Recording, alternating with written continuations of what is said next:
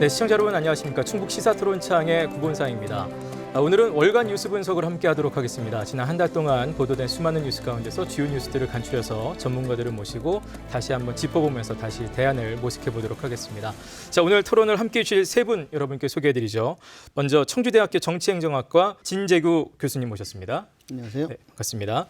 제 왼쪽으로 서원대학교 경영학부의 신용환 교수님 모셨습니다. 네, 안녕하세요. 네. 그 옆으로 충북대학교 법학전문대학원 겸임교수이신 김한근 변호사님 모셨습니다. 네, 안녕하십니까. 네, 자, 세 분과 함께 오늘 월간 뉴스 분석 본격적으로 시작하겠습니다. 첫 번째 뉴스부터 만나보시죠.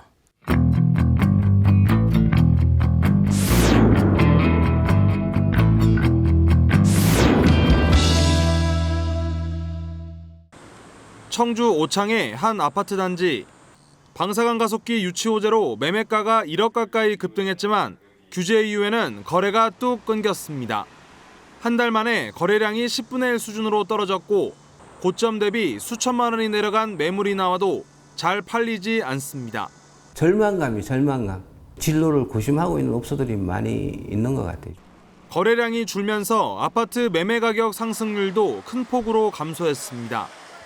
6.17 규제 직전에는 일주일에만 매매가가 1% 넘게 올라 전국 최고 수준 상승률을 보였지만 한 달 만에 상승률이 90% 이상 떨어졌습니다. 전문가들은 최근 두 차례 규제로 법인 등 외부 투자자들의 발길이 뜸해지면서 상승세가 둔화된 것으로 보고 있습니다. 또 최근 정부와 여당이 서울 집값 안정화를 위해 그린벨트 해제 가능성을 언급하면서 충북 등 비수도권 지역 부동산에는 어떤 영향을 미칠지 예의주시하고 있습니다. 실제로 그 방사능 가속기가 그 6월 초에 이제 선정되는 과정에서 이 3월부터 이미 갭투자 원정대들이 들어와서 매수를 해놓은 상태에서 그 재료가 나왔을 때 털고 나간 것이 분명히 드러나는 거죠. 문제는 그 피해를 기존에 살고 있던 청주 시민들이 이제 고스란히 떠안고 있다는 것이 이제 문제인데, 이 문제는 이 자치단체도 관심을 좀 가지고 어떤 식으로 그 부동산 가격을 안정시키면서도 지역 주민들이 피해를 입지 않을 것인지 신경을 좀 써야 될 것 같습니다. 네, 다른 두 분도 간단하게, 신 교수님. 상투를 잡은 우리 지역민들이 가장 걱정이죠. 예. 순서가 있다고 합니다. 맨 처음에 그 전문적인 투기꾼 20-30명씩 막 관광버스 부대들 동원할 수 있는 그런 분들이 한번 휩쓸고 가면 그다음에 일반 투자자, 맨 마지막에 살까 말까 고민했던 실수요 지역 거주자들이 산다라고 통상 이야기합니다. 네. 그 마지막에 그 실수요로 산 분들은 그나마 몇 년 동안 한 4년 동안 저희가 미분양 지역으로 특별 관리를 쭉 받고 있었는데, 그러다가 대전 세종에 어떤 상대적 박탈감이 있던 차에 마침 겨우 한 2달 정도 이렇게 청주가 올라서 상대적으로 좀 낫다 이렇게 생각하고 있었는데 갑자기 이제 규제가 되고 다시 썰물처럼 빠지다 보니까 마지막 상투를 잡은 우리 지역민들이 가장 걱정이 됩니다. 네, 김 변호사님. 일단 오창 쪽을 놓고 보면 방사능 가속기 호재가 있었지만 사실은 청주 지역 같은 경우는 작년 가을경부터죠. 흥덕구를 중심으로 9월, 10월경부터 매수세가 갑자기 좀 일어나기 시작했습니다. 그래서 초창기 가격 상승이 흥덕구 쪽에서 일어났고 무충동 같은 일부 미분양까지 소화가 되고 있던 상황에서 방사능 가속기가 불을 붙인 것이었죠. 그래서 불을 붙이면서 오창 지역은 사실 방사능 가속기가 얘기하는 그 고용 증가 이런 것들은 사실 호수가 많습니다. 그래서 실제가 아님에도 불구하고 갑자기 너무 급격하게 상승을 했어요. 적어도 1억 이상 상승을 했기 때문에 그 상황에서 조정 대상 지역으로 정부가 지정을 해버리니까 바로 거래가 실종이 된 것이죠. 따라서 이에 따라 들어갔던 실수요자들 그리고 갭투자도 어설프게 하신 분들이 있겠죠. 마지막에 가셨던 분들은 지금 현재로서는 바로 빠져나오기도 어려운 상황이 돼 있다. 따라서 당분간은 청주 지역 같은 경우는 규제 지역이 유지된다면 관망세가 지속될 것으로 보입니다. 그리고 급격하게 하락할 것인지는 좀 두고 봐야 될 것 같아요. 왜냐하면 실제 청주 같은 경우는 상당히 오랫동안 가격이 하락 추세에 있던 상황에서 올라갔기 때문에 물론 하락은 있겠지만 그것이 다시 원상태로 돌아갈 것인가라는 생각에 대해서는 조금 따져봐야 될 것 같습니다. 예. 자, 어쨌든 여러 가지 얘기들이 있습니다. 지금 이제 이른바 상투를 잡은 분들이 걱정이다라는 말씀도 하셨고, 지금 이제 바로 계속해서 급강하겠느냐라는 좀 전망도 내놓으셨는데, 사실 청주 같은 경우는 오랫동안 미분양 지역이다가 갑자기 이제 규제가 적용되는 지역으로 바뀌었다가 지금 이러면서 지금 한 달 사이 집값이 9천만 원 떨어졌다. 특히 1억 5천 가까이 호가 같은 경우는 떨어진 곳도 있다는 얘기들이 많이 나오고 있습니다. 만약에 규제 지역에서 해제가 된다면 집값이 지금과는 또 상황이 좀 달라질 것으로 보시는지 어떻습니까? 당연히 규제 지역에서 네네. 해제가 된다면 예. 거래는 증가가 될 것입니다. 지금 예. 조정 대상 지역으로 지정되자마자 다른 지역에서 효과가 바로 나타나고 있습니다. 풍선 효과인데요. 구미 같은 경우가 사실 수요나 일자리 증가 같은 거에 상당히 없거나 정체된 지역인데 거래량이 폭발하고 있다는 보도가 이미 나왔습니다. 따라서 그런 수요가 있는데 이 부분들이 청주가 조정 대상 지역에서 해제가 되면 실수요자들도 가담을 할 것이고요. 그리고 이런 분들이 다시 와서 투자할 여력이 이곳이 충분히 있는 것입니다. 투기로서 예. 상당히 작은 돈으로 투자를 하고 돈을 뭐 이익을 남길 수 있는 구조가 되기 때문에 증가할 것입니다. 그런데 청주 같은 경우는 지금 사실 문제가 있는 것이 청주시에서 조사한 바에 따르면 내년에 1만 2천 가구가 분양할 예정이라고 예. 합니다. 그런데 지금 현재 어떤 투기 수요나 이런 것을 가지고 1만 2천 가구 정도 되는 가구가 분양이 되면 인구가 사실 따지면 한 3, 4만 명 이상이 증가가 돼야 되는 수요인데 그런 예. 수요가 없는데 분양만 하고 있습니다. 청주는. 네네. 그래서 투기가 있다고 하더라도 이런 분양 수요를 충분히 우리가 가져갈 수 있을 것인지는 의문이기 때문에 장기적인 추세로 보면 청주는 오히려 상당히 위험 요소가 많은 지역이다. 좀 이렇게 볼 수 있습니다. 예. 다른 분들은 예, 우리나라 신규 주택 먼저. 보급률을 보면 평균이 한 104% 정도 되거든요. 그런데 저희 청주가 114 정도로 전국에서 경북 다음으로 높아요. 주택 예. 보급률로 보면. 물론 이제 자가 비율은 상대적으로 낮아서 한 42% 정도는 늘 임대나 이렇게 돌아가는 수요들이 있는 거죠. 주택 보급률이 상대적으로 높다는 건 어찌됐든 어떤 투기성 유동 수요가 상대적으로 탄력이 적을 수 있다. 이런 광풍처럼 바람이 불기 전에는 그런 게 적을 수는 있다. 근데 지금 우리나라 시중 유동 자금이 약 3,000조 원 정도 풀려 있습니다. 이 3,000조가 얼마나 큰 돈이냐면 우리나라 1년 GRDP가 약 1,800조 정도 되니까 1년 GRDP 돌아가는 거에 2배 가까이 그러니까 1.5배 이상이 지금 유동성으로 풀려 있고 이런 걸로 본다면 만약에 조정 대상 지역에서 해제가 되는 물론 해제 요건이 무척 까다로워서 거의 금방 해제가 되지 않습니다. 근데 해제가 된다 그러면 다시 한번 탄력이 붙을 수는 있겠고요.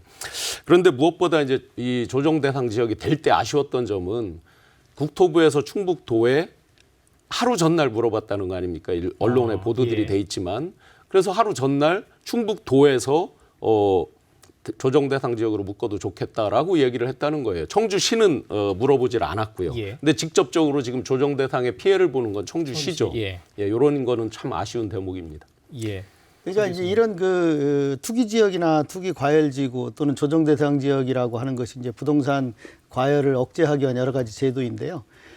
그 결정을 하는 그 국토부 장관이나 기획재정부 장관이 그걸 물어보는 당사자가 광역자치단체입니다. 그러니까 사실상 조정 대상 지역을 시군 단위로 지정하더라도 그것을 물어보는 건 시군이 아니라 그걸 포괄하고 있는 광역자치단체에 물어보는 과정인데 이제 충청북도가 거기에 대해서 법령상 물어보는 대상자가 충청북도라고 하더라도 예. 청주시의 의견을 좀 더 물어봐서 다시 한번 그걸 반영하는 절차를 취했어야 되는데 그것이 좀 아쉬웠다는 거고요. 그다음에 지금 현재 민주당 정부 입장에서 보면 이 부동산 문제가 자기들의 그 지지 기반을 붕괴시키는 상당히 중요한 문제입니다.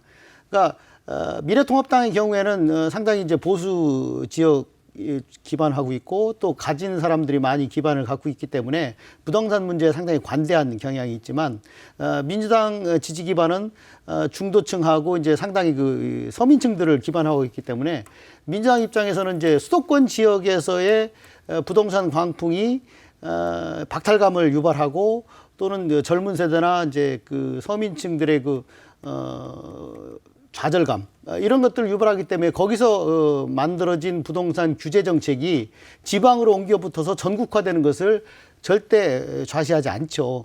그래서 청주 지역에서의 조정 대상 지역이 해제될 가능성은 현재로서는 난망일 뿐 아니라 실제적으로 더 강력한 여러 가지 제도가 나올 가능성이 큽니다. 그래서 이제 문제는 청주 지역의 입장에서만 보면 조정 대상 지역으로 묶이는 바람에 오창 지역이라든가 흥덕구 지역에 상투를 잡은 분들이 이제 피해를 본 것 측면이 있긴 하지만 예. 만약 이것이 풀렸을 때에 다른 지역의 부동산이 살아날 거냐 저는 그렇게 보지는 않습니다. 실제로 이번에도 그 말하자면 핀셋 규제를 한다고 하는 말 자체가 뭐냐면 핀셋 투기가 일어나기 때문에 그렇습니다. 이 사람들이 어떤 그 이슈를 가지고 부동산을 올리는 빌미가 될 만한 지역만 올린다는 거죠. 청주 지역이 아까 말씀대로 주택 부분이 114%가 되는데 청주 지역 전반을 부동산을 올려주지는 않습니다. 말하자면 그런 빌미를 갖고 있는 지역만 옮겨다니면서 투기를 하기 때문에 아쉽지만 이 조정 대상 지역의 해제가 청주 지역의 그 전반적인 부동산 안정이라든가 아주 안정적인 상승을 가져올 거라고 예측할 수는 없죠. 그 프로그램에서 민주당의 진성준 의원이 그래봤자 안 떨어진다 네네. 이런 발언으로 아주 문제가 되기도 했는데 그러면서 이제 대체로 지난 그 보수 정권 9년 반 정도의 공급 정책을 이제 그 일종의 이제 핑계라고 할지 아니면 원인으로 이렇게 지목하기도 하는데요.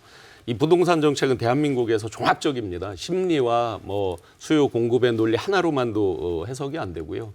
기대 심리, 풍선 효과, 빨대 효과, 아주 기저 효과 뭐 여러 가지가 같이 맞물려져 있기 때문에 어느 보수다 진보다 아마 시원하게 해결한 정부는 없었을 거고 다만 우리가 추세적으로 눈으로 보이는 거는 현 정부 들어서 약 2만 5천 호 정도의 아주 적은 공급 정책을 쓰면서 굉장히 사람들의 어떤 그 막혀 있는 새로운 집을 사고자 약 6년 차 이내에 어떤 새 집을 구입하고자 하는 그런 욕구를 충족하지 못한 면 이런 부분에 아마 민주당이 조금 더 초점을 맞춰야 될 것 같습니다. 예, 변호사님.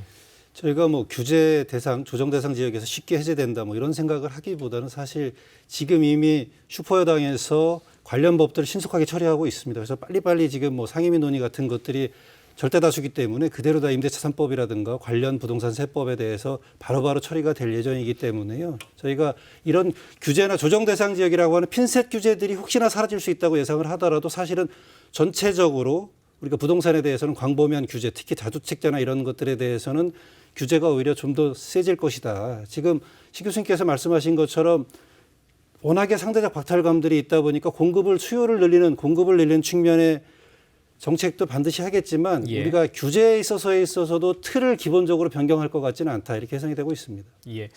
지금 이제 사실은 뭐 청주 지역뿐만 아니라 전국적으로 놓고 봤을 때 이제 부동산 정책들이 계속해서 강한 것들이 쏟아져 나오고 계속해서 이제 또 들어갈 텐데요. 이런 것들이 이제 청주 지역에는 결과적으로 어떤 영향을 좀 미치게 될까요? 또 이제 지금 이제 소위 말하는 갭 투자를 하시는 분들, 뭐 집을 갖고 계시면서 또 이제 고민하시는 분들 계십니다만 특히 이제 무주택자들인 젊은층들, 지역의 젊은층들, 청년들이 지금 이 현상을 바라볼 땐 또 어떤 생각들을 할지 참 궁금하거든요. 네. 예. 뭐 청년층에 대한 거는 제가 매일 만나 보면 이생망 기억나시죠? 이생망 아주 자주 섞인 이생에 망했다 한 네네. 4, 5년 전에 헬조선과 함께 많이 유행하던 말인데 이생망이 최근에 부활을 했습니다. 어차피 내가 못 살 거 그냥 즐기자 이런 이유가 이제 되기도 하고 정말 그야말로 상대적 박탈감이죠. 특히 이제 수도권과 비수도권 또 같은 청주 내에서도 아파트 가격이 급등한 곳은 아주 특정 지역들이죠. 예를 들어 청주 전체가 급등한 게 아니잖아요. 구별로 봐도 상당구나 청원구 저 안쪽으로는 그 구도심이나 이런 쪽은 뭐 거의 오르지 않았던 거고요. 예. 그래서 이제 지역 내에서의 또 상대적 박탈감, 양극화 이런 것까지 같이 심화돼서 굉장히 그 심리적인 박탈감을 갖고 있고 또 한 가지는 부동산이라는 게 한번 올라가면 레체 디펙트라고 그러죠. 비가역적이죠. 한번 올라가면 떨어지는 것도 쉽지 않습니다. 예를 들어서 지금 거래가 안 되면서 매매 호가만 떨어지지 실질 거래는 잘 안 되고 있고 예. 그러면서 사실은 호가도 그렇게 생각보다 확 떨어지진 않습니다.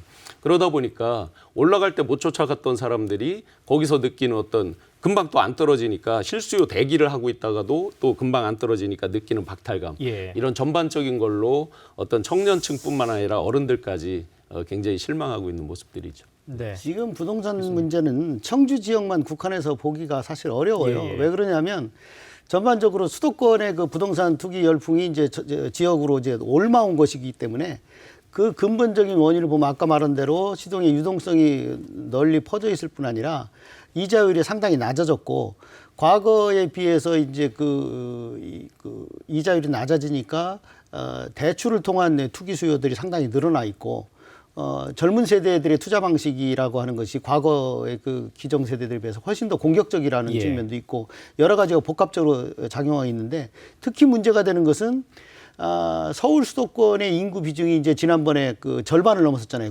전체 국토 인구의 절반을 넘었었는데 이 문제는 무슨 얘기냐면 인구가 서울로 유입이 되면서 수도권에서 제대로 된 직장을 구하러 젊은이들이 서울로 올라갔는데 거기서 웬만한 집을 구할 수가 없는 거예요. 많은 그 저희들 연배의 그 자녀들이 서울에 올라가서 학교를 다니거나 직장을 구할 때 청주 지역에서는 중산층이라고 하는 분들이 자녀들의 집을 못 구해준다는 거예요. 워낙 네. 그 집값이 비싸기 때문에 그때 이제 대부분 이제 부모들하고 자녀들이 수도권에 대한 이제 그 상대적인 비교 때문에 좌절감을 한번 느끼게 되고 그런 것들을 이제 부모들은 좌절감으로 그냥 끝나지만 젊은이들은 이제 거기에서 이제 분노로 이어지고 그런 것들이 이제 공격적 투자로 이어지면서 자기들이 적극적으로 이제 해결하겠다는 문제로 발생하는데 문제는 이제 정부는 이런 것들을 뭐 여기 나와 있듯이 뭐 주택담보대출 비율이라든가 LTV라든가 또는 DTI 같은 것을 통해서 대출 규제에서 대출을 통한 이제 그 투기 수요를 잡겠다고 하잖아요. 근데 그 타격을 엄청난 그 재원을 갖고 있는 기득권층이 받는 것이 아니라 중산층들이 받는다는 거예요. 그러니까 정부가 원래 이 타겟은 투기 수요를 이제 구분하지 않고 대출을 통한 이제 투기가 전국적으로 미치는 영향이 크기 때문에 이걸 이제 대출 제한을 통해서 이제 잡겠다고 하는데 그 여파를 가장 먼저 얻게 되는 계층이 청년들이에요. 왜냐하면 대출을 통해서만 집을 살 수 있고 아직 그 재원이 마련되지 않은 일반 중산층이나 서민층들의 자녀들이 이런 정부의 대출 규제 때문에 직접적인 피해를 입는다는 게 문제가 되는 거죠. 그래서 정부가 이런 그 부동산 대책을 할 때에는 단순히 그 보이는 현상만 가지고 할 게 아니라 그 대상자별로 어떤 처지에 있는가에 대한 분석부터 이루어져야 된다. 지금은 서울과 지방의 사람들이 입장이 다르고 네네. 집을 가진 사람과 안 가진 사람의 입장과 또는 기득권층과 청년층 간의 이해관계가 상당히 다르고 입장이 다르기 때문에 그에 대한 분석부터 이루어져야 된다. 저는 이렇게 생각을 하고 있습니다. 예. 지금 결국 변호사님 저희가 짧게 뭐 듣겠습니다. 예. 중요한 것은 그 양극화 문제가 이 능력에 따라 열심히 사는 사람이 이런 부동산 양극화에 따른 기본적인 절벽이 딱 형성이 돼서 지방과 수도권 이렇게 지금 진 교수께서 말씀해 주신 것처럼 그 자체로 장벽에 대해서 불가능한 여건이 형성돼서는 안 되겠다. 이 부분은 예. 반드시 좀 시정되어야 되겠다. 이렇게 생각합니다. 자, 그리고 부동산 관련해서는 뭐 역시 뭐 강남 불패 뭐 이런 단어들도 계속해서 이제 얘기가 나오고 있는데 이런 얘기들이 청주 지역에는 또 어떤 영향을 좀 미치게 될까요? 똘똘한 한 채는 뭐 흔히 하는 얘기고 최근에는 이제 진똘 현상까지 나왔습니다. 진짜 진똘. 똘똘한 한 진짜 똘똘한, 채까지 예. 나왔는데 시장 신호이론이라고 있습니다. 주로 노동시장에서 쓰는 용어인데 과연 정책 당국자들이 시장에 어떻게 시그널을 줘서 그 불균형을 해소해 나가느냐 이런 것들을 주로 이제 하는 이론인데 이 우리 정부 정책 당국자들이 시장에 주는 신호를 보면 강남 불패를 이미 시그널을 주고 있잖아요. 예. 아마 노영민 실장님 청주 아파트 처분으로 우리 지역에서도 정말 뜨겁게 네네. SNS를 달궜는데 실제 저희 도내에서 단체장 12분 가운데에서 서울에 집을 가진 분, 투기 과열지구에 집을 가지신 분이 2분, 2주택 이상 다주택자가 5분, 그다음에 도내 국회의원 8분 가운데에서도 2주택자 이상 다주택자가 5분, 서울에 집을 보유한 분이 6분. 자, 그러면 대부분 서울 강남입니다. 현재 보면. 그런 것들이 사람들에게 우리에게는 상대적 박탈감으로 먼저 처분한다 그러면 똘똘한 한 채 진똘로 가기 때문에 예. 결국 지역에는 다시 떨어지고 서울은 다시 오르고 예. 아마 수많은 유튜브나 이런 데 내용을 보시면 6.17 대책, 7.10 대책 이후에 서울 집값이 어떨 거냐라고 보면 계속 오른다고 예. 나옵니다. 대부분. 그럼 지방은 어떨 것이냐? 상대적으로 예. 먼저 팔고 떨어질 거다. 이런 시장에 왜곡된 신호를 계속 주는 거. 그런 면에서도 사실은 이런 지도자 계층에 있는 분들이 더 심사숙고해서 어떤 액션을 하는 것들이 중요할 것 같습니다. 예, 뭐 실제로 그런 거 보여주고 계시니까. 네. 예. 강남 신 교수님. 불패의 그 원인은요, 그 사실은 우리나라 그 부동산 세제의 그 허점에 있습니다. 사실은 부동산이 이제 3가지 측면의 세금이 있지 않습니까? 취득 당시의 취득세와 보유세와 그다음에 이제 그 양도세가 측면이 있는데 선진국들의 그 세제에 비하면 우리나라의 그 세금 체계 중에서 양도세와 취득세는 그렇게 낮은 편이 아닌데 보유세가 상당히 낮은 편입니다. 그 얘기는 무슨 얘기냐면 1억짜리 집을 갖고 있는 사람이 부담하는 세금과 100억짜리 고가주택을 보유한 사람이 부담하는 세금이 사실 그 큰 차이가 없다는 겁니다. 무슨 얘기냐면 엄청난 그 큰 양의 부동산을 갖고 있어도 부담하는 세금이 크지 않기 때문에 많은 경우에 이제 다주택에 대한 규제로 들어가면서 사람들이 더 비싸고 큰 것을 하나만 가지고 있는 것으로 이제 투자를 집중하게 되잖아요. 그것이 이제 강남에 지금 모여 있으니까 더 그쪽으로 투자를 유도하는 측면이 있고요. 강남 불패가 최근에 더욱더 심해진 이유 중에 하나는 지난번에 그 강남 지역의 아파트 거래량 6월 분석을 해보면 절반이 외지인 거리입니다. 그게 무슨 얘기냐면 강남에 사는 사람끼리의 거래가 아니고 지방에 있는 그 상당 부유한 유지들조차도 강남에 투자를 하게 된다는 겁니다. 그것이 무슨 얘기냐? 내가 핵심적인 부동산을 비싼 걸 사도 보유에 부담이 없다라는 그 인식을 갖게 되고 그것이 더욱더 강남 불패로 이어지고 그런 인식을 고착화시킨다는 것이죠. 강남구 지역의 부동산 값을 잡기 위해서는 보유세가 현실화될 필요가 있고요. 그로 인한 그 과도한 보유 의지를 좀 꺾을 필요는 사실 있습니다. 그리고 양도세를 우리는 자꾸 이제 너무 비싸게 해서 이 소위 말하는 이제 퇴출을 자꾸 억제하는 측면이 있는데 사실은 정반대로 가야 된다고 보는 것이 보유세는 강하게 해서 보유의 부담을 늘려주고 양도를 통해서 빨리빨리 나갈 수 있도록 그 진출입은 쉽게 해주는 것이 강남 불패를 꺾을 수 있는 오히려 현실적인 대안이라고 보여집니다.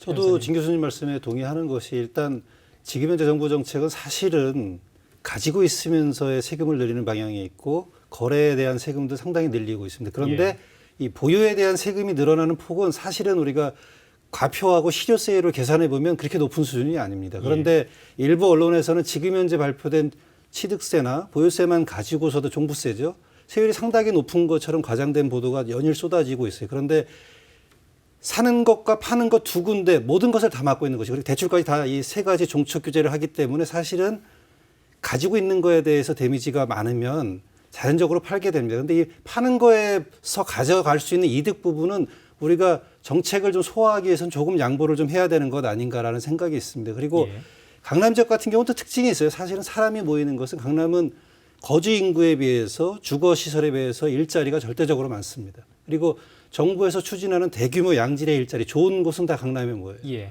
삼성역 종합개발하고 있죠. 현대자동차도 GBC 개발하고 있죠. 그러니까 그 지역은 아주 좋은 양질의 일자리, 사람들이 가서 살고 있으면 내가 충분히 좋은 환경에서 출퇴근할 수 있는 것이 보장이 돼 있습니다. 그리고 대한민국에서 가장 중요한 또 그 있죠. 학원가가 있죠. 대한민국은 교육 환경에 따라서 집값이 서울도 뭐 핵심 지역들은 다 사실은 교육 환경에 따라서 좌우되는 곳입니다. 그래서 강남은 그것이 몰리기 때문에 지금 말한 세제 개편뿐만 아니라 사실은 일자리나 이런 것들에 대한 수요도 강남 외 지역, 특히 다른 지역으로 적절히 균형 발전을 통해서 분배를 해야 된다 이렇게 봅니다. 자, 부동산 관련해서 뭐 얘기가 끝이 없을 것 같습니다. 뭐 눈에 띄는 댓글 좀 있을 것 같습니다. 댓글 중에는 역시 이제 젊은 세대들의 그 박탈감이 표현된 게 꽤 많습니다. 35세 미만이 6억 원 가지고 집 살 사람 있으면 나와보라 해. 아마 이제 젊은 사람들이 실제 자기가 벌어서 6억 가지고 이제 사기가 어렵다는 이제 기본적인 박탈감을 표현한 것 같고요. 개구리 가재들이 결혼까지 하고 6억 가능하다고 생각해? 라는 글. 돈 있는 니들이 다 사 먹으려고 규제하는 거니? 라는 글도 있고 아주 그 격한 댓글 중에는 그 우리 지도자분들의 어떤 그 처분 행위에서 현직 지사님마저 그 길을 갔다. 그래서 청주가 규제로 묶이든 말든 상관 안 했던 거구나. 등등의 댓글들이 있습니다. 네.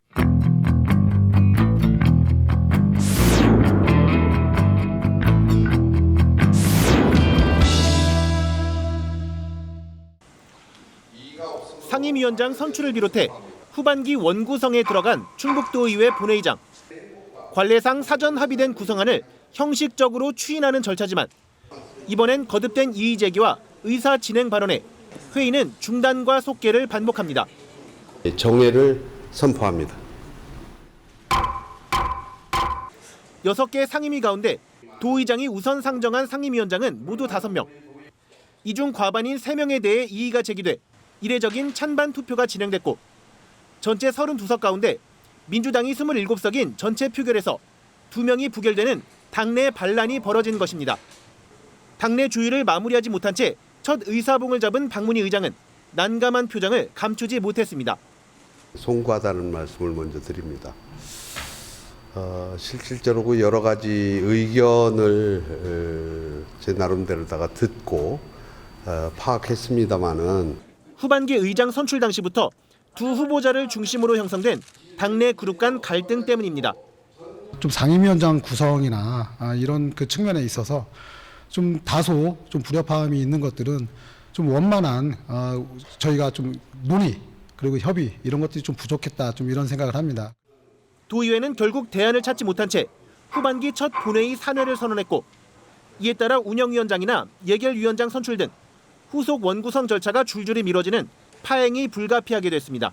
명목적으로 보면 뭐 단순히 뭐 자기들끼리의 그 이합집산 과정이라고 볼 수 있지만 그 이면에 보면 지방의회가 순수하게 지방의회 의원들 간의 정치가 아니고 중앙정계 계파 간의 연결선상에 있다는 것이 이런 문제를 가져온다고 봅니다. 예. 중앙정치에 있어서의 지방의 의원들이 예속되어 있다는 건 아주 당연한 말씀 같습니다. 사실 그 와중에 계파 정치가 발생하는 것 같은데요. 그런데 사실은 그냥 저희는 시민 입장에서 눈으로 좀 보이는 것을 좀 평가해야 될 것 같습니다. 왜냐하면 좀 부끄럽잖아요. 사실은 이런 것들을 우리가 당내에서 의견 수렴을 정확하게 하고서 바깥으로 내놔야 되는데 그것조차도 밖에서 보여지는 것으로 다 이루어진다는 것이죠. 그래서 이런 소통의 절차들은 적어도 우리가 이런 사태를 보면 안에서 마무리하고 결과만 발표가 되는 형식으로 나와야 될 것 같은데 제가 보기에는 부끄럽게 계속 청주, 충청북도 모든 것이 다 그렇게 되고 있는 것이죠. 시군에서조차. 그래서 이렇게 해서는 안 되겠다라는 생각이 일단 기본적으로 가지고 있습니다. 예.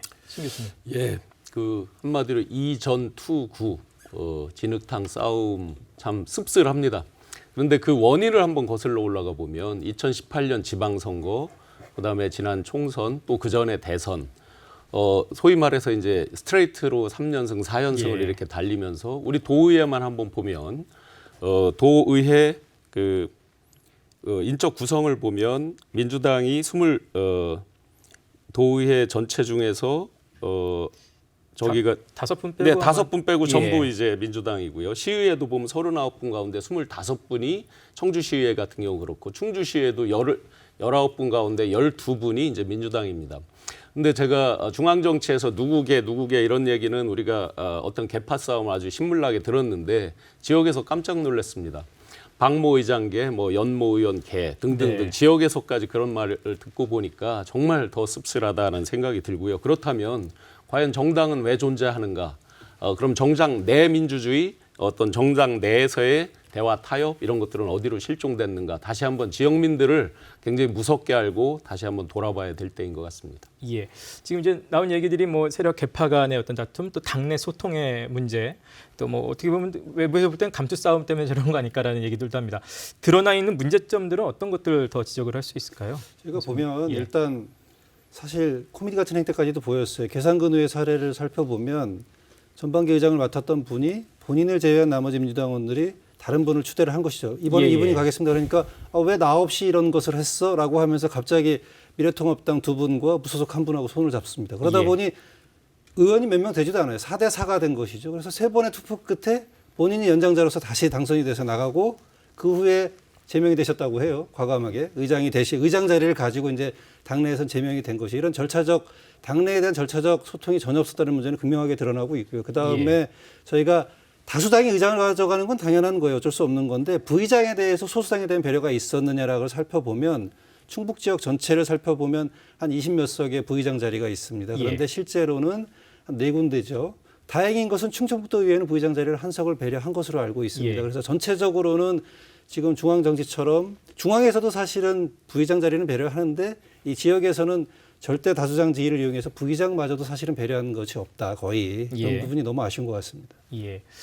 처음에 진 교수님께서 이게 교황 선출 방식 얘기를 잠깐 하셨어요. 예. 저 오랫동안 이제 그 부분에 대해서 뭐 시민사회 단체에서도 좀 변화가 필요한 것 아니냐 이런 지적들을 하고 있는데 이 부분에 대해서는 어떻게 세 분 보시나요? 변화가 좀 필요하다고 보시는지요? 사실은 어쨌든 그 계파 간 갈등이 있던 또는 뭐 여러 가지 형태의 문제가 있던 간에 공식적 입후보자를 받고 그 입후보자들이 의장으로서 또는 의장단으로서 자질을 갖고 있고 어떤 정책을 갖고 있는지를 같은 당 의원끼리라도 검증할 수 있는 기회를 갖는 것이 바람직합니다. 그러니까 아까 말씀하신 대로 다수당이 의장을 하는 것은 뭐 바람직한 것이고 뭐 그거에 이의를 달 수는 없지만 그 내에서 누가 할 것인가의 문제는 중앙정계에서 영향력이 있는 국회의원이나 도지사의 휘하에 있는 사람이 무조건 된다는 것이 아니고 예. 어차피 의장이라든가 다른 그 상임위원장 같은 경우에 그 일을 잘할 사람 또는 이해관계가 충돌되지 않는 사람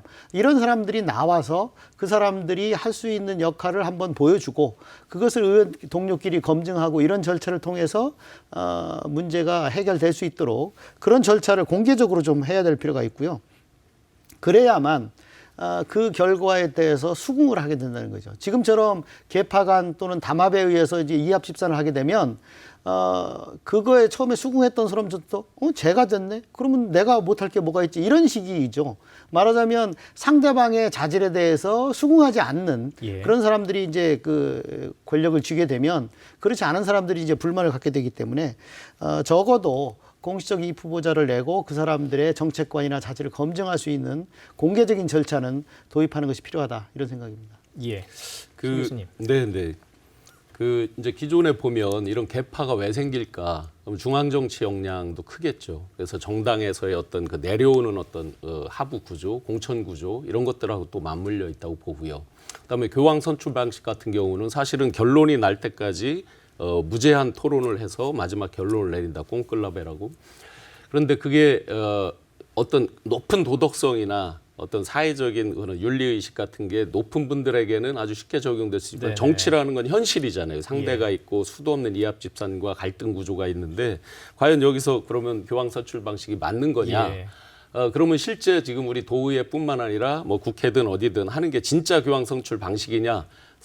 일반 시민들은 굉장히 의구심을 갖고 있죠. 다 뒤에서 야합해놓고 앞에서 쇼잉하는 거냐. 그렇다고 보면 그런 것들을 개선하기 위해서 예를 들어서 상임위를 정해놓고 상임위 내에서 호선할 수 있겠죠. 자기들이 어떤 토론에서 할 수 있다든지 또는 지금 무기명 투표로 돼 있잖아요. 예. 그런 것들을 아예 기명으로 바꿔서 하는 방식이 있을 수 있겠죠. 무기명으로 하다 보면 이번 5명이 난립이 됐다고 표현하는데 한 표 얻은 분도 2표 얻은 분도 막 있단 말이죠. 그런 게 아니라 기명으로 아예 책임을 지라는 의미로 할 수도 있겠고요. 예. 이런 제도적 개선 방안이 같이 맞물려야지 그냥 단순히 좋은 제도니까 교원 선출 방식이 옳다 이런 것들은 네네. 지금은 개선돼야 될 것 같습니다. 거기다 예. 덧붙이면요. 사실은 교황 선출 방식이라는 프레임이 갖는 좋은 이미지 때문에 그 좋게 평가되고 있는 것이죠. 예. 그것이 좋다고 말할 수는 없어요. 사실은 그 로마 교황청에서도 지금의 교황 선출 방식이 그게 바람직한 방식이냐 해서 논란이 끊임없이 있고요. 말하자면 거기서도 이합 집산의 문제가 있고 또는 그 개파 간 문제가 예. 있기 때문에 교황이라고 하는 것이 갖는 그 긍정적인 이미지가 그 선출 방식에까지 그대로 이어질 뿐이시지 그것이 가장 바람직한 선출 방식이라고 볼 수는 없는 거죠. 예.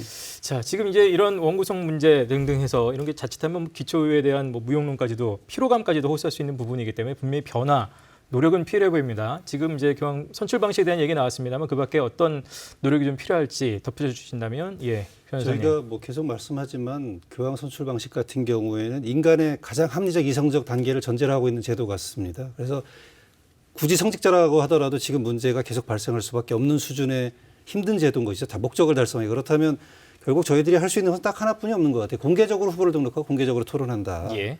그럼으로써 누군가 투명하게 보고 결정된 사람을 수긍을 해야 된다. 지금처럼 뭐 과거 전반기 때 내가 누구 편을 들어줬으니 후반기 때 그 감정적 앙금까지 남아서 상임위 구성까지도 제대로 되지 않고 이런 사태들이 발생하기 때문에 적어도 절차적 투명성을 어떻게 확보할 것인가가 가장 중요한 것 같고요. 예. 지금 여수시의회 같은 경우가 그래서 교황 선출 방식을 버리고 후보를 공개 등록하고 정견 발표하도록 했다는 것에 대해서 좀 희망을 찾을 수 있는 것 같습니다. 예.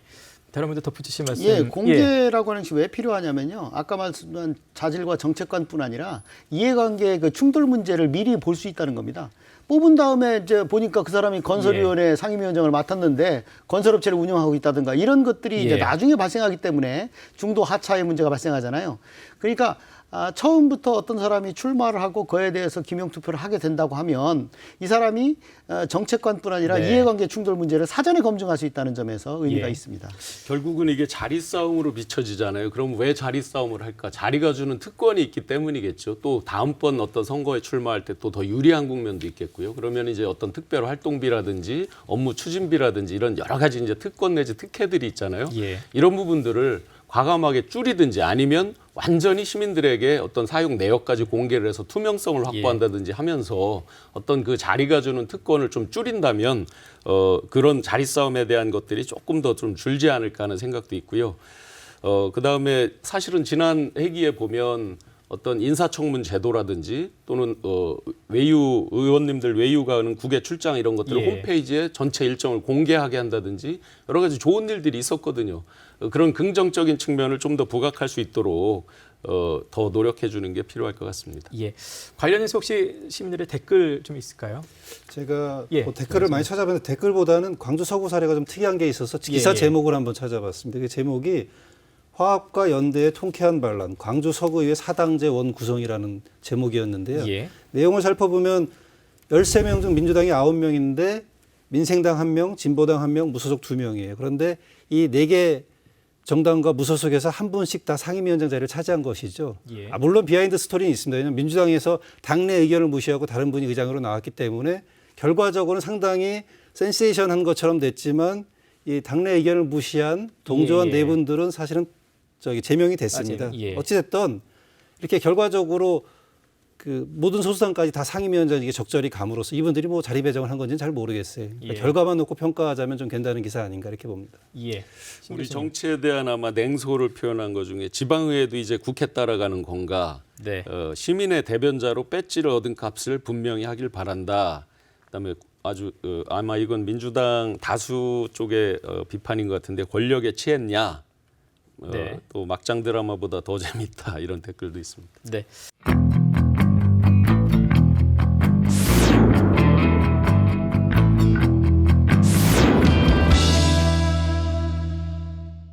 주민들의 환경 이익이 훨씬 크다는 두 차례의 대법원 판결과 연이은 환경 영향평가 반려로 끝난 듯 보였던 문장대 온천 관광지 개발. 경북 상주시가 대구지방환경청이 반려한 지 2년 만에 같은 평가소로 사업 재추진에 나선 건 최근 법제처의 유권 해석 때문입니다. 법제처는 관광지 조성사업 허가가 판결로 취소됐더라도 그 전 단계인 관광지 지정과 조성계획 승인에는 영향이 없다고 판단했습니다. 환경청은 대법원 판결 이후 사전 절차도 효력이 모두 사라져 환경 영향평가 협의 대상이 아니라고 봤지만 법제처는 효력이 살아있다고 본 겁니다. 상주시에게는 제도전의 명분이 생긴 셈. 지난 30여 년간 이어진 문장대 온천 개발 갈등. 법정 공방 끝에 2003년과 2009년 대법원은 충북의 손을 들어줬고 2015년과 18년에도 재추진했지만 환경 영향평가를 통과하지 못했습니다. 벌써 5번째 추진입니다. 더 이상 못 살겠다. 사업 중단하라. 중단하라. 중단하라. 중단하라. 환경 파괴와 수질 오염을 걱정하는 괴산 주민들은 강하게 반발했습니다. 문장대 온천 개발 이익은 상주시가 가져가지만 괴산과 수도권은 환경 피해를 보게 된다는 것. 오는 28일 환경청과 상주시 항의 방문도 예고했습니다. 상주시는 어리석고 우매한 망동의 분돈을 금치 못하며 우리는 우리의 생존권을 지키기 위해 한강유역 전 공동체와 함께 결사항전의 의지로 온천 개발을 반드시 막아낼 것이다. 잊을만 하면 반복되는 온천 갈등. 대구지방환경청은 이르면 다음 달, 늦어도 오는 9월 24일까지 의견을 낼 예정입니다. 집가 상승을 노리는 그 상주시 지역의 그 지주들의 개발 예. 욕구하고 그 영향을 받는 상주 지역 정치인들의 그 야합이라고 볼 수 있겠죠. 예. 왜냐하면 어떤 형태로든지 내용은 중요하지 않습니다. 개발을 통해서 지금의 보다 훨씬 더 높은 가격의 집가를 형성하고 그로 인한 그 지역 발전을 옹호하겠다고 하는 그 정치인들이 이제 같이 담합한 거라고 보기 때문에 네. 문제는 그런 그 욕구가 상주시에서만 끝나면 되는데 그로 인한 개발의 피해를 이제 우리 지역이 예. 이제 받게 된다는 건데요. 이 문제는 제가 보기에는 이 시민단체나 주민들 차원에서 끝날 게 아니라 예. 충북도가 적극적으로 개입해서 광역자치단체 간의 협의를 통해서 이 문제를 적극적으로 풀어 나갈 필요가 있다고 저는 봅니다. 예. 네, 어찌 보면 뭐 지방자치의 폐해를 보여주는 사례라고도 볼 수 있는 것 같습니다. 왜냐하면 특정 관광지에 대한 개발 호재를 던져놓고 그에 대해서 주민들은 막대한 이해관계를 가지고 있어요. 이에 대해서 대법원에서 2번에 걸쳐 사업화 취소 판결이 나왔지만 그 결정권자라고 할 수 있는 시장이나 위 상위단체에서는 사실 그 부분에 대해서는 또 가만히 함구하고 있는 것이 그대로 예. 유지를 하고 있는 것이 다시 정리를 하면 되는 것인데 방치를 함으로써 지역 간 경계에서 이루어지는 사업에 대해서 언제든지 이런 문제가 발생할 수 있는데도 불구하고 30년 동안 끌고 있다, 30년 이상이나 끌고 있다라는 것은 우리 충청북도에서의 대형도 문제가 있지만 우리가 지방자치를 통해서 뽑기 때문에 결국은 작은 지역이잖아요. 상주 같은 경우가. 그런 예. 곳에서 특정 단체의 이해관계를 무시하고 그 이익을 지정됐던 것을 다시 원래대로 돌린다는 행동을 하기도 어려운 측면이 있는 것 같습니다. 예. 신 교수님. 네, KTX 세종역 설치나 행정수도 이전 완성 뭐 이런 부분들 어떤 접경 지역 간의 갈등 내지 뭐 여러 가지 이제 상생 발전, 균형 발전 이런 논란과도 완전히 거리가 멀고요. 예. 실제 님비라든지 뭐 젠트리피케이션 이런 우리 이웃 간에 벌어지는 이것과도 저는 거리가 멀다고 봅니다. 이 사안은. 네, 예. 이 현 사안은 특히나 2003년, 2009년에 대법원에서 이제 그 여러 가지 환경 영향 고려해서 생존권이나 환경권이 그런 재산권보다 더 받는 실익이 피해가 더 크다라고 예. 해서 이미 저울질, 이익 형량, 법익 형량이 끝난 건이란 말이죠. 그걸 법제처의 유권 해석은 간단하죠. 행정행위 자체를 하는 그 자체는 뭐 계속 할 수 있다라는 게 법제처의 당연한 해석일 겁니다. 그걸 근거로 해서 다시 한번 이렇게 또 갈등을 야기한다는 그 자체는 굉장히 예. 좁은 어떤 행정이다. 자기 지역의 이기주의다라고 생각을 합니다. 상주시의 그 지주들 입장에서 보면 지금처럼 그 임야라든가 이렇게 놓는 것보다는 어떤 식으로든지 개발을 하면 예. 근데 개발을 그냥 뭐 관광지는 할 수 없으니까 온천이라는 명분을 거는 것뿐이죠. 사실 분석에도 나와 있지만 그 지역의 온천수라고 하는 것이 불소 함유량이 너무 과다해서 사실은 오히려 해로운 것이라는 것이 밝혀졌음에도 불구하고 그걸 개발한다는 얘기는 이 온천에 관심 있는 것이 아니라 온천을 명분으로 해서 지역의 관광지를 이제 육성해서 지가를 올리려는 것에 이제 초점을 맞춰지는 것이죠. 문제는 그 문제를 관할하는 그 지역이 상주시가 경상북도라는 이유로 대구지방환경청이 그걸 심사한다고 하는데 사실은 이 문제에 관해서는 우리가 짚고 넘어가야 될 것이 이제 그 지역의 그 유출수들이 대부분 낙동강으로 가지를 않고 경상도 지역이지만 이제 한강수계로 흘러가기 때문에 최근에 그 정부의 조직 개편을 해가지고 이제 그 환경청을 그 금강, 뭐 한강 이렇게 그 수계별로 환경청을 또 지방환경청을 만들었기 때문에 이 문제는 단순히 대구지방환경청의 문제가 아니라 한강유역환경청이 관심을 가지고 지켜볼 문제이기 때문에 충청북도나 괴산군에서는 그 문제를 대구지방환경청에다만 문제를 삼을 것이 아니라 환경부 본부라든가 한강유역 그 수계를 관할하는 한강유역환경청한테 이 문제가 갖는 피해 사례를 적시해서 환경 영향 평가가 제대로 이루어질 수 있도록 지속적으로 요구할 필요가 있다고 봅니다. 예. 사실 뭐 이 문제가 끝이 날런지 잘 모르겠습니다. 제가 법제처 유권 해석의 원문을 보진 못했는데요. 뭐 기본적으로 생각해 보면 단계적 행정행위가 여러 차례 걸쳐서 이루어지는 경우 앞뒤가 필연적으로 연관돼 있지 않으면 뒤에 행정행위가 취소된다고 하더라도 앞부분 전 단계 행정행위 효력은 남아 있다고 해석을 한 것으로 보이는데요. 이렇게 해석함으로써 결과적으로는 사실은 전 단계 관광지 지정 자체의 어떤 효력은 그대로 남아 있다고 해석을 해버리니까 다시 또 똑같은 시도를 하게 되는 것이란 말이죠. 그래서 이 부분과 관련해서는 뭐 지역 간 해결이 사실은 난망할 것 같습니다. 이 상태로는 또 다시 반복하고 또 다시 반려를 하고 이런 관계가 되기 때문에 결국은 이렇게 지역 간 경계, 특히 다른 지역에 미치는 영향이 큰 사안에 대해서는 중앙부처에서 정부에서 나서서 최종적으로 조율을 하고 결정을 내줘야 되는 것 아닌가. 그렇지 않을 경우에는 지금 소모적인 논쟁만 하고 매일 저희는 머리띠 묶고 나서고 있습니다. 그리고 그쪽에서는 또 서로 못 본 척 하고 있는 것이죠. 들은 척 만 척 하고 있죠. 그래서 이렇게 하면 지역 경제적으로나 뭐 너무 논쟁이 심하기 때문에 빨리 정리를 해야 될 것 같습니다. 사실 이제 상주시 쪽에서도 지주조합의 어떤 행위로 좀 돌리고 있기 때문에 아까 진 교수님은 이제 자치단체가 더 적극적으로 좀 개입을 해야 된다는 말씀 처음에 해주셨고 변호사님은 이제 중앙정부 쪽에서 이거는 더 좀 폭넓게 개입을 해야 되는 거 아니냐 말씀하셨는데요.